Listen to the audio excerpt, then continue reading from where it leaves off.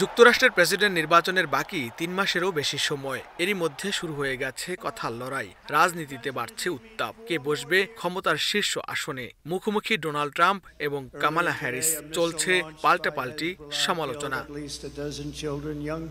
স্থানীয় সময় শনিবার যুক্তরাষ্ট্রের মিনেসোটা অঙ্গরাজ্যে নির্বাচনী প্রচারণায় অংশ নেন রিপাবলিকান নেতা ডোনাল্ড ট্রাম্প। এ সময় কামালা হ্যারিসের পাশাপাশি বাইডেন প্রশাসনের আমলে নেয়া বিভিন্ন পদক্ষেপের কঠোর সমালোচনা করেন যুক্তরাষ্ট্রের সাবেক এই প্রেসিডেন্ট।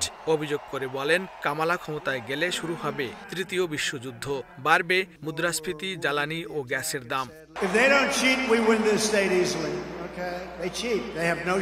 প্রচারণায় বাইডেনের ভারসাম্যহীন কথাবার্তার সমালোচনার পাশাপাশি ট্রাম্পের দাবি, তিনি ক্ষমতায় না গেলে বিশ্ব নেতৃত্ব থেকে হারিয়ে যাবে যুক্তরাষ্ট্র, খর্ব হবে নাগরিকদের গণতান্ত্রিক অধিকার।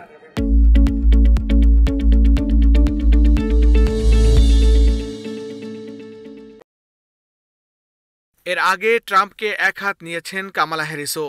বলেন, সাদামাটা নির্বাচনী প্রচারণা দিয়েই ঘায়েল করতে পারবেন রিপাবলিকান প্রার্থী ডোনাল্ড ট্রাম্পকে, কাটিয়ে উঠতে পারবেন তার সমস্ত মিথ্যা। নভেম্বরের নির্বাচনে ডেমোক্র্যাটরা অপেক্ষাকৃত দুর্বল বলে জানান কামালা হ্যারিস। তবে জনগণই এই প্রচারের শক্তি। তিনি আরও বলেন, দ্বিতীয় দফায় ক্ষমতায় গেলে নিজের কার্যসিদ্ধি করবেন ট্রাম্প, ধ্বংস হয়ে যাবে শিক্ষা ব্যবস্থা। তবে জর্জিয়ার তরুণ ভোটাররা নির্বাচনে অংশ নিয়ে তার এসব অসৎ উদ্দেশ্য রুখতে পারেন বলেও জানান তিনি। এর আগে ডেমোক্রেটিক দলীয় প্রেসিডেন্ট পদপ্রার্থী হিসেবে নিজের মনোনয়নপত্র জমা দিয়েছেন ভাইস প্রেসিডেন্ট কামালা হ্যারিস। আসন্ন প্রেসিডেন্ট নির্বাচন থেকে জো বাইডেন সরে দাঁড়ানোর ঘোষণার পর থেকেই বাড়তে শুরু করেছে কামালা হ্যারিসের জনপ্রিয়তা। সম্প্রতি এক জরিপে দেখা গেছে, ট্রাম্পকে ৪২% মার্কিনী সমর্থন জানালেও বিপরীতে কামালা হ্যারিসকে পছন্দ করেন ৪৪% মানুষ। ক্ষণে ক্ষণে রং বদলাচ্ছে মার্কিন যুক্তরাষ্ট্রের এবারের প্রেসিডেন্ট নির্বাচন থেকে সরে গিয়ে president Joe Biden vice president Kamala হ্যারিসের নাম প্রস্তাব করলে ঘুরে দাঁড়াতে শুরু করে ক্ষমতাসীন ডেমোক্রেটিক পার্টি।